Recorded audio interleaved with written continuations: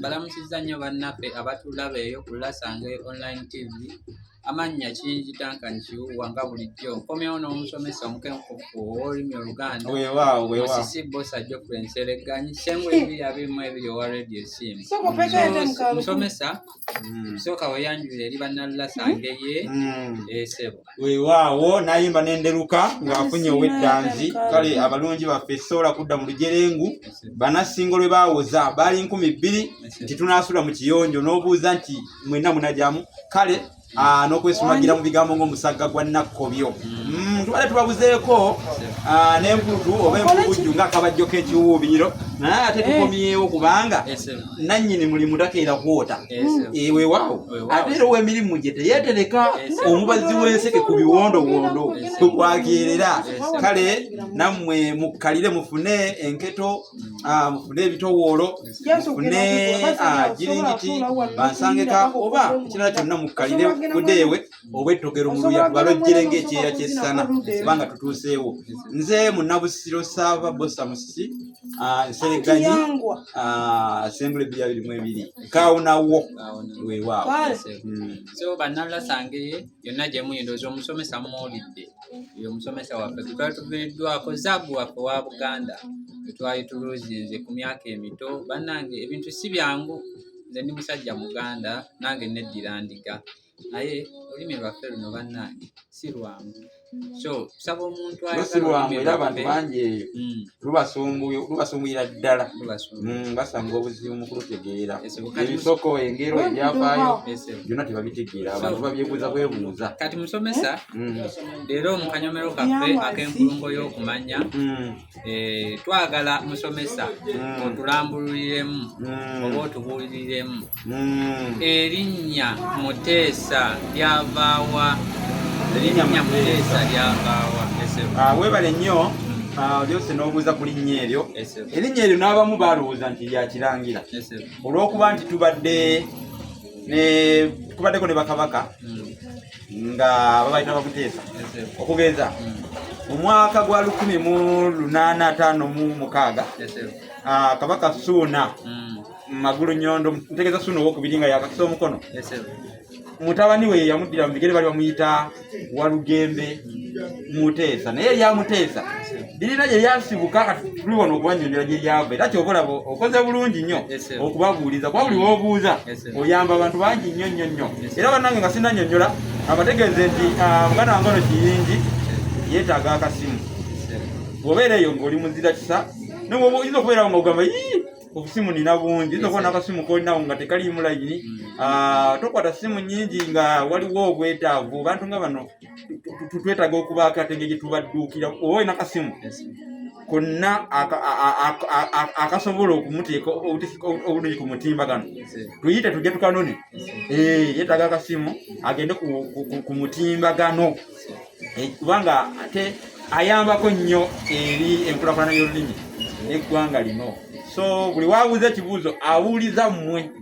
Oyinza okugamba nti $50 gaagano mugulire y'akasimu muganda wange ono Kiyingi ekyo nkibategeeza. Bw'oba oli eyo ng'olina simu tukubye tujje tuginone oba olina ssente nga okwatiddwako osobola okuzituweereza ne tumugulira akasimu era tujja kukwebaza gwanaba akamugulidde. Ensonga eyo etuuse era egguse. Kakati erinnya Muteesa ndizzeeko. Erinnya eryo si lyakirangira si lyabalangira. Erinnya eryo Muteesa ge gamu kumanya ge tuyita ag'engeri nti omuntu bwe yabanga ateesa bulungi nga bayinza okumutuma erinnya Muteesa wano mu Buganda naye erinnya eyo lijayita mu Bwakabaka. Oli Kabaka Muteesa asooka oba Walugembe Mukaabya yali azimba olubiri lwe olw'Ennakawa. Wabaawo omusajja yali Ssaabaddu wa Kangaawo ndowooza omumanyi bulungi yani oyo akulira essaza ery'Ebulemeezi Kangaawo. Kati Ssaabaddu we ye yajja ku kibuga kya Kabaka Ennakawa, kibuga kya Walugembe Mukaabya. Kabaka we yabuuza oyo yani erinnya Mukama wange Ssaabasajja nze Muteesa. Akanaga ekiki kiddemu mpulire Kamange Ssaabasajja nze Muteesa kanamugamba kali gwe omukopi oteesa mpeera erinnya ggwe nendyetuuma ggwe tosaana kubeera Muteesa omukopi ateesa erinnya n'alimugirako ddala bekwa n'alyetuuma naye nga mu kusooka yali tayitibwa Muteesa. Kabaka oyo yali ayitibwa Walugembe Mukaabya kuba nerya Mukaabya lyajjalwako nti yali mukambwe yatuuka ekiseera n'agyonyesa nnyo abantu kati abalangira n'abambejja ne beetamo ne bamutuuma Mukaabya naye nga yali Walugembe. Erinnya Walugembe lyabalangira kati erinnya Muteesa lyajja bwe lityo kabaka n'alyetuuma n'alijja ku musajja oli yali azze okukola mu lubiri lwe Ssaabaddu wa Kangaawo negye buli erinnya Muteesa kati bwe lityo likola lituumibwa liyitibwa kati mulange twikoka tulina kuloni kabaka omulala yali Muteesa ndowooza omumanyi taata wa kabaka ono aliko ye yali Captain Edward Frederick David Williams Lwangula Mutebi Muteesa owokubiri. Oli ye yali Muteesa asooka Walugembe Mukaabya mutabani wa Ssuuna era naye yazaala omwana n'ali Obwakabaka ye Mwanga kubanga Muteesa oyo bwe yavaako Mwanga n'addako Mwanga bwe yavaako ne waddawo Kiweewa Kiweewa bwe yavaako ne kuddako Kalema bwe yavaako Daudi Twanajja Daudi bwe yavaako ne kuddako Muteesa owokubiri Muteesa owokubiri bwe yavaako kuddako Kabaka Ronald Mwera Mutebi ono owokubiri.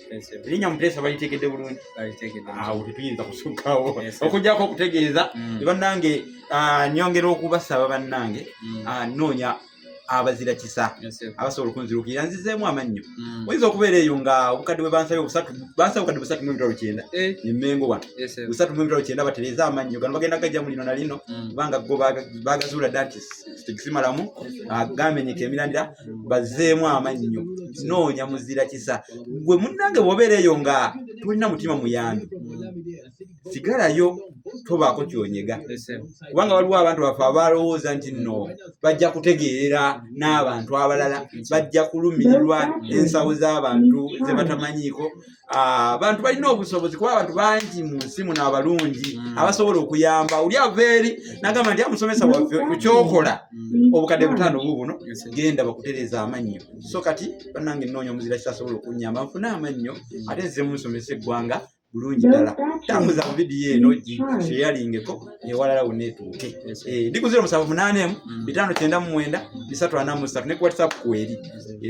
So kati nawo bannalula sange nange wensinzidde awo nga kinjidanka nkiwuwa okusindika omulanga gwange eyo yonna gye muli bannalula sangeye asobola okukwatirako omusomesa waffe amukwatireko nga bw'abategeezezza akasente akasabiddwa. Osobola n'omuwagirako mu ngeri y'okugula ebitabo byaffe bino. Tulina dictionary ey'olulimi Oluganda eya Olulasangeye. Dictionary yino kitabo kyawandiikibwa omusomesa waffe Musibo Sansereganyi Geoffrey kyasirinse emitwalo 10 gyokka egya Uganda. Era bw'oba wandiyagadde delivery omunoonyako ku nnamba y'essimu eno wammanga kuliko Oluganda olw'edda Olulasangeye Oluganda olw'edda Oluganda dictionary. Ekitabo kyaffe ekyo mukirabye.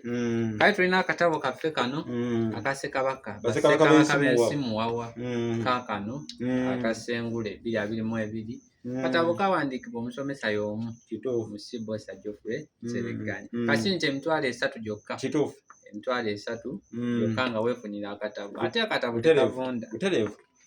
Tulina olulimi Oluganda n'ebigunjiddwa ku mulembe guno Omutebi. Kaakano bannange omulembe gukyuse. Ate buli mulembe n'ebyago. Era buli mulembe n'ebyago. Nako kasinze emitwalo 3 ogulako n'osoma ne weeyongera okukubuka. Tulina effumbekero ly'ebisoko erya Ssengule 222 wa Radio Simba. Yo nno kaawonawo bannange omwana gwe twali tufiiriddwa ku myaka emito. Ettaffaali lino olwedda amaze okuteeka ettaffaali ku Buganda. Ate nga nkyateekako singa Katonda nyambala nfa obulamu nga bwe yabulekawo wabula ne butereera nga bwe tulowooza. Tweyanze ge musomesa mu kanyomero kaffe kano ak'enkulungo y'okumanya. Weewaawo.